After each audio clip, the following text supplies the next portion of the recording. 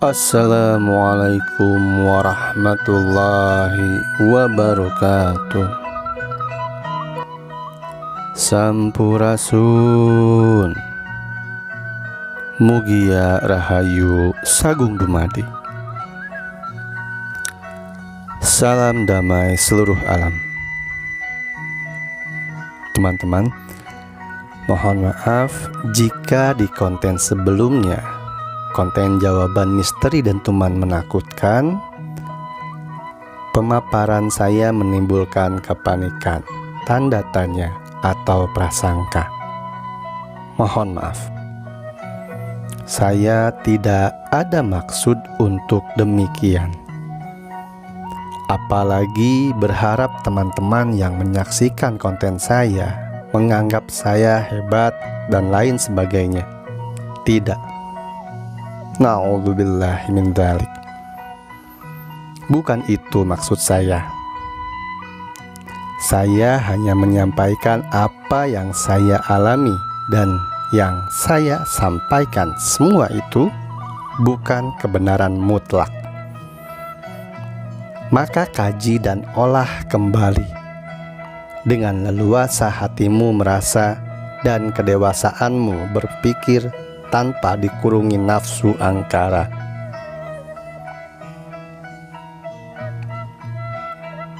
Misteri dentuman di langit 11 April 2020 menimbulkan banyak spekulasi.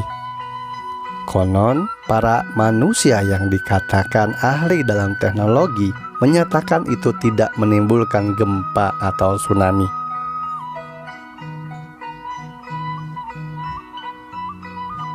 Mungkin itu benar. Benar bagi kebenarannya mereka, sesuai dengan apa ilmu dan pengetahuan yang ada bersamanya. Apa yang tidak terlihat bukan berarti tidak ada. Apa yang terdengar bukan berarti selamanya bisa dijelaskan hanya dengan satu cabang ilmu saja. Di sini pun saya bukan merasa apa yang saya dapatkan itu yang paling benar dan harus kalian percayai. Tidak.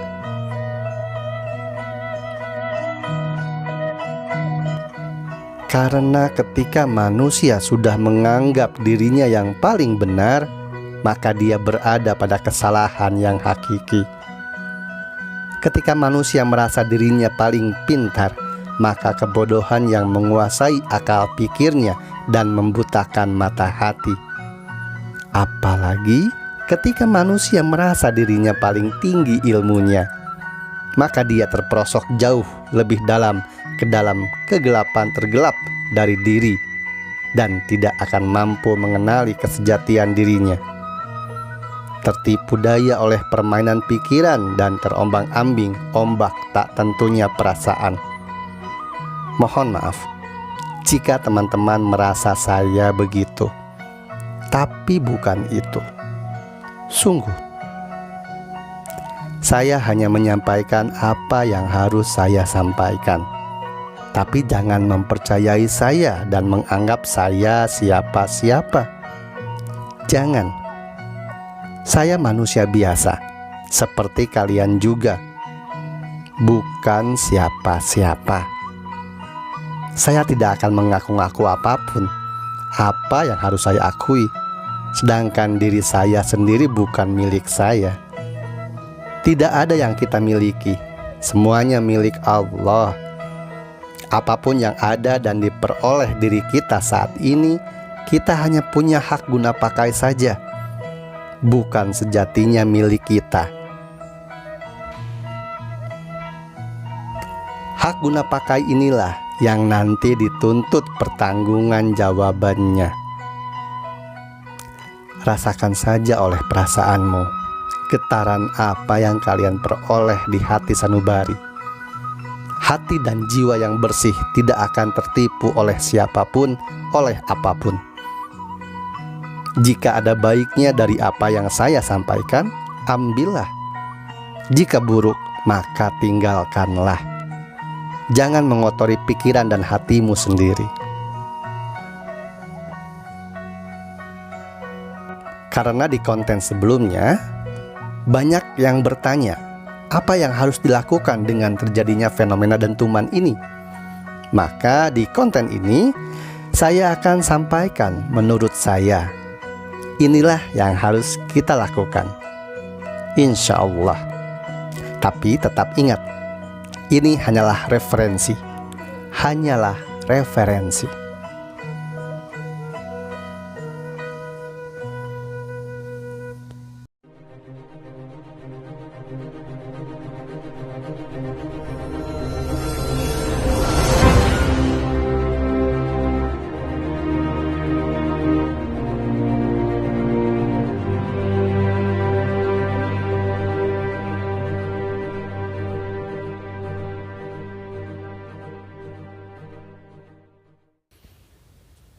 Allahumma sholli wa sallim ala Nabina Muhammad alaihi salam.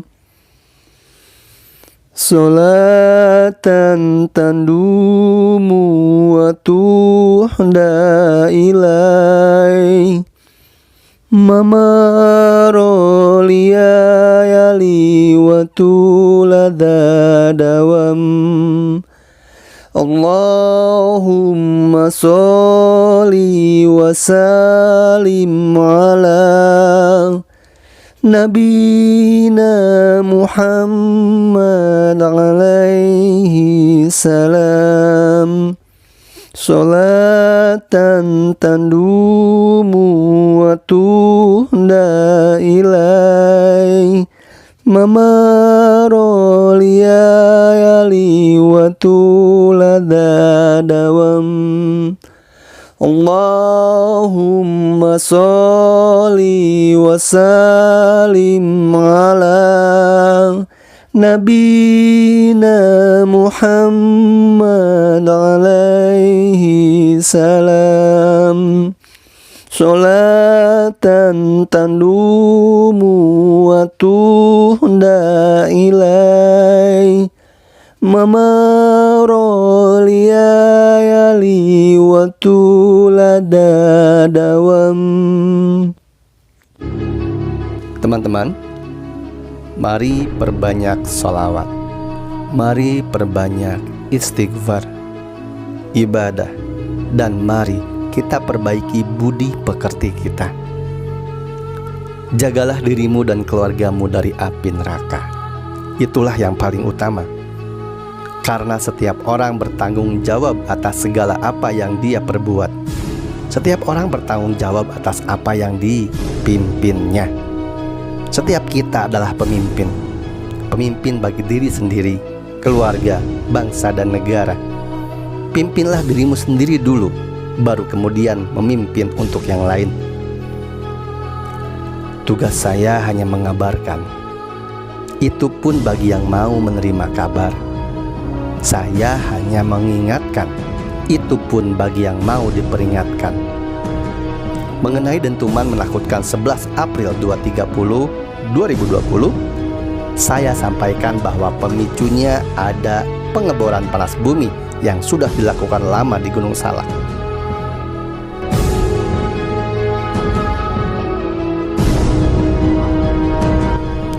Ini hanya pemicu, dan pemicu ini bukan hanya terjadi pada Gunung Salak, terjadi juga pada gunung-gunung lainnya di Nusantara. Sudah terjadi lama. Saya menyampaikan tolong dihentikan pengeboran di jalur itu. Jalur itu adalah jalur yang jika terus dilakukan pengeboran, kemungkinan besar bisa membuat salah satu pasak penjaga gempa dan tsunami yang terdapat di Gunung Salak rusak. Allahu a'lam bishawab. Pernyataan saya ini bukan menakut-nakuti, bukan. Ini hanya referensi. Kebenarannya tidak mutlak. Mari kita saksikan saja nanti. Saat ini, gunung-gunung berapi di Nusantara sudah aktif kembali, bersiaga sebagai jawaban eksploitasi terhadap panas bumi dari mereka yang terus dilakukan. panas bumi bukankah bermanfaat bagi manusia ketika diolah? Bermanfaat, benar. Tapi pemanfaatan tersebut harus disertai pemeliharaan, perawatan agar tetap ramah lingkungan dan seimbang dengan ekosistemnya.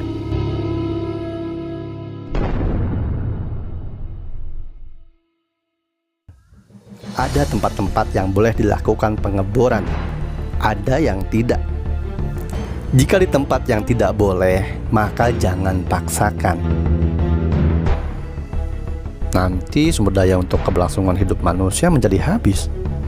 Tidak. Sumber daya alam itu melimpah ruah, akan habis jika hanya dikeruk saja tanpa pemeliharaan dan perawatan. Saya bukan ahli dalam hal ini, tapi yang ahli berdiam diri dan seolah tidak peduli. Hanya berpangku tangan dan sudah berhenti dari mengulik lagi apa sumber daya pengganti. Tapi tidak apa, itu mereka. Ingat, setiap manusia akan diminta pertanggungjawaban atas segala apa yang dilakukan. Kita jangan mengotori pikiran dan hati kita untuk membenci, karena kebencian itu merusak. Apa yang harus kita lakukan? Sekarang yang harus kita lakukan, yang harus dilakukan umat manusia adalah mempositifkan energi dan aura dirinya, agar energi atau aura positifnya tersampaikan ke alam semesta. Dengan apa? Bagi yang muslim, zikir, ibadah, dan menyempurnakan akhlak. Bagi yang beragama lain, maka lakukan apa yang menjadi ajarannya masing-masing untuk memurnikan diri, pikir, dan hati.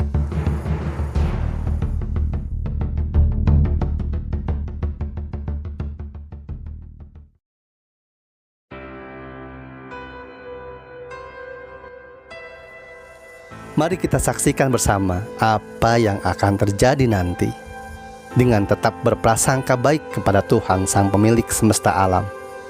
Dentuman-dentuman yang terjadi bukan pertama kali. Dentuman 11 April 2020 adalah tanda gong dimulainya sesuatu yang sudah ditakdirkan. Karena gerbang dimensi sudah terbuka, karena rantainya telah terlepas, karena peperangan antar dimensi sudah semakin bebas. Makhluk-makhluk lain sudah mulai berkeliaran dan terlihat kasat mata dengan jelas. Jangan panik, jangan khawatir, ikhlaskan semua. Jika kita merasa tidak memiliki apapun, maka kita tidak akan merasa kehilangan apapun. Semua akan kembali kepada kehendak Tuhan. Mari kita ikhtiarkan dengan sebaik-baiknya menebar kebaikan, keindahan, dan kedamaian. Jangan saling menyalahkan, bermusuhan, apalagi saling membinasakan. Dia yang selamat adalah dia yang meniru sifat Tuhan. Jadikanlah kebenaran sebagai bahan untuk menuju dan meraih serta menjadikan kepribadian sifat-sifat Tuhan. Yang salah satunya sifat Tuhan adalah Bismillahirrahmanirrahim, welas asih. Semoga apa yang saya sampaikan ini bermanfaat. Salah kurangnya saya mohon maaf. Semua apa yang saya sampaikan, kaji lagi dan olah kembali.